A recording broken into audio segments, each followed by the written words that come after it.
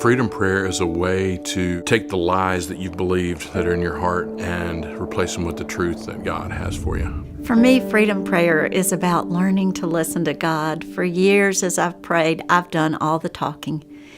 And through freedom prayer, I've learned to be still and to listen. Freedom prayer is one way that all of the scriptures get flesh and blood, and they come off the page and they're real. I simply describe it as it's another spiritual discipline, like reading the Bible, like fasting. It's a discipline in which you gather with other men and women to ask God to speak directly into your life.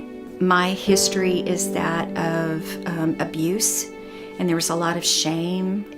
God showed me that I'm pure and I'm white, and I wear a robe that's glistening and beautiful, and I never saw myself that way before. It was very calm, it was very quiet, it was very peaceful.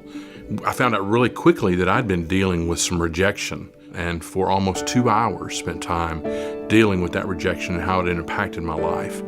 I was emotional, joyful, I wept, and when I left, I remember thinking, why isn't everybody doing this? You will walk away with burdens lifted and joy in your heart. Every person I know carries a backpack, and some of us in that backpack carry 10-pound weights, 50-pound weights, 100-pound weights. But what happens is we get so used to carrying the backpack that we don't realize the heavy burden that we're carrying. I did a 2-hour session with 2 of the leaders in Freedom Prayer, and when I was done, it felt like my backpack was empty. You see people come in to prayer time that are broken or hurting, and when they leave, God has spoken to them, and they're in a different place.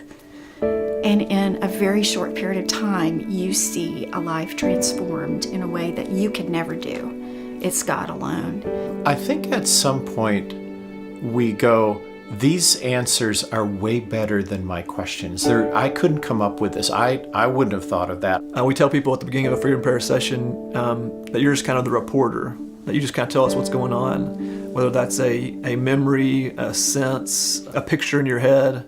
It's really fun to watch how the Holy Spirit is so consistent in his message to his children. I have never been a part of a ministry this powerful in all my years of serving in the church. Well, I'll say you'll know it by its fruit.